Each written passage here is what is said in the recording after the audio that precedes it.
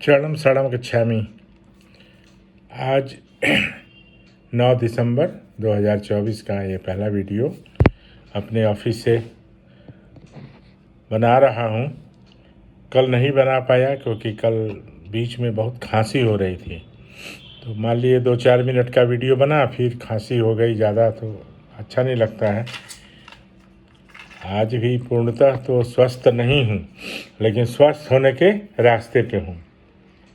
तो मैं कल से ही चिंतित भी था और कब मौका मिले, कब समय मिले और मैं वीडियो बनाऊं। तो पप्र परम योग के बारे में काफ़ी चर्चा हुई है और आगे भी होती रहेगी, क्योंकि मुख्य वही है। पप्र शिक्षा पूर्ति, परम योग से मानसिक शांति और आध्यात्मिक अनुभव। हर व्यक्ति के आध्यात्मिक अनुभव अलग अलग होंगे।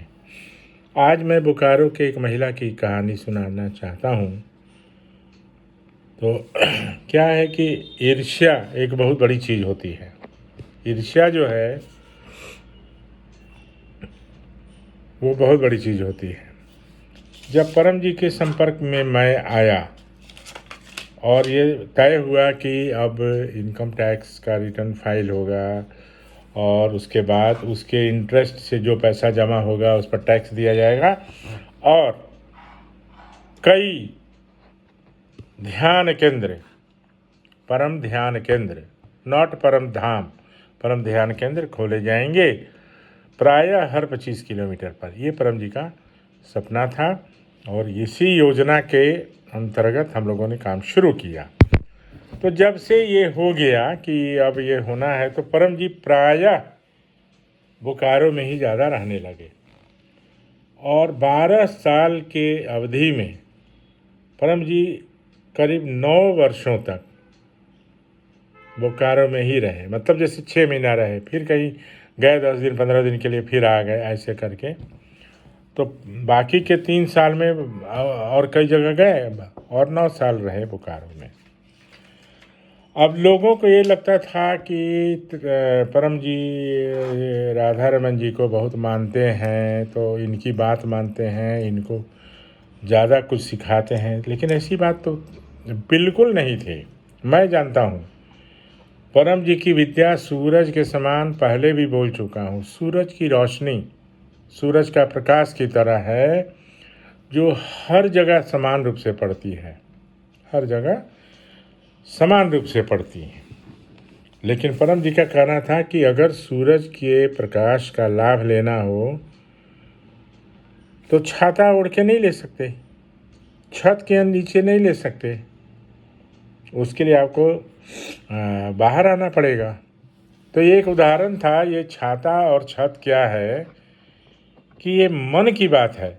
माने अगर मन में हमारे कोई खोट है, मन में कोई ऐसी बातें हैं, तो हम सूरज की रोशनी का, प्रकाश का लाभ नहीं ले सकते।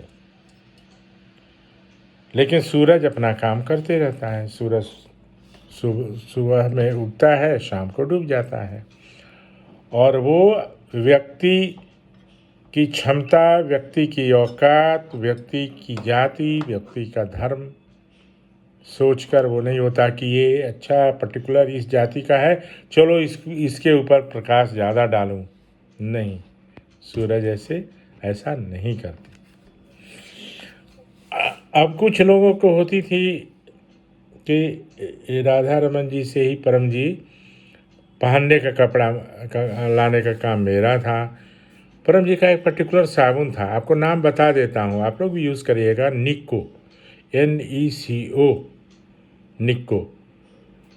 ये बहुत ही अच्छा साबुन है और मैं अब आज तक, जब से परम जी ने बताया, तब से मैं वही यूज़ करता हूँ। तो ये बहुत अच्छा साबुन है और परम जी की इसको प्रयोग करते थे। तो इसे लाना ये मेरा काम था।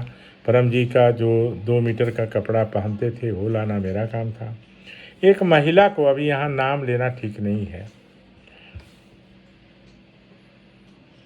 ये होता था कि चलो त्रिपाठी जी लाते हैं, मैं भी एक बार ले आऊं।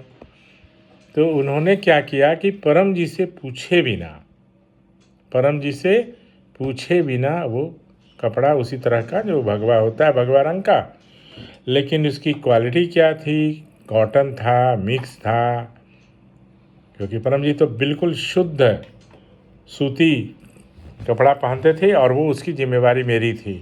रिफ़िल आता था ना 20-20 पैसे का, वो पूरा गट्ठर एक बार लाल रिफ़िल अलग जो पेन में लगता था और ब्लू अलग, ब्लैक नहीं मंगवाते थे परम जी। कुछ पर्सनल बातें भी आज बता रहा हूँ। तो उन्होंने क्या किया कि जैसे शाम को बहुत लोग आते थे तो वो ला के, परम जी आपके लिए मैं कपड़ा लाई हूँ। पहले तो परम जी उनको बोले कि माँ आप पहले बोल देती तो मैं बताता ना कि मुझे कितना मीटर चाहिए, कैसा कपड़ा चाहिए, तुम तो अपने मन से ले आई।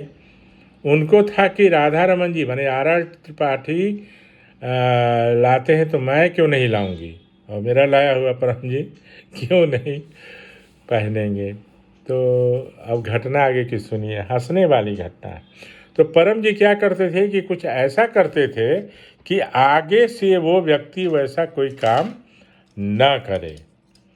तो उन्होंने, ज्ञानेंद्र पांडे जी थे वहाँ फरीदाबाद वाले, तो उनको बुलवाया उन्होंने, ज्ञानेंद्र इधर सुनो, कैंची लेते आना। उनसे ही कैंची मंगवाए और वो कपड़ा जो लाई थी महिला उसको 2 भाग में कटवा दिए।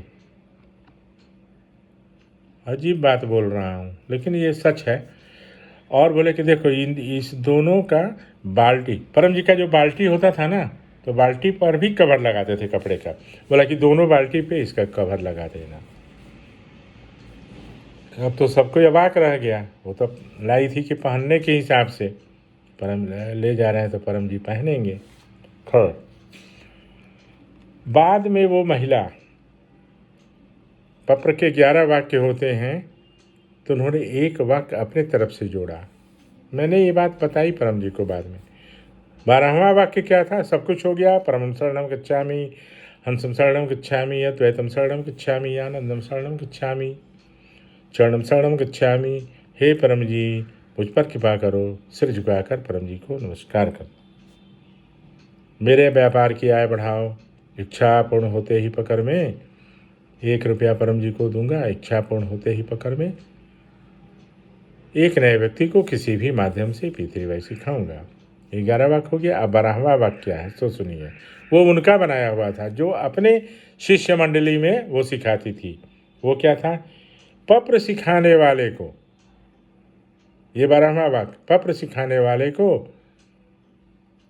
कुछ रुपए, मैंने 1, 2, 4, 10 हजार रुपये पत्र सिखाने वाले को दूंगी। परम जी को नहीं, पत्र सिखाने वाले को इतना रुपए दूंगी।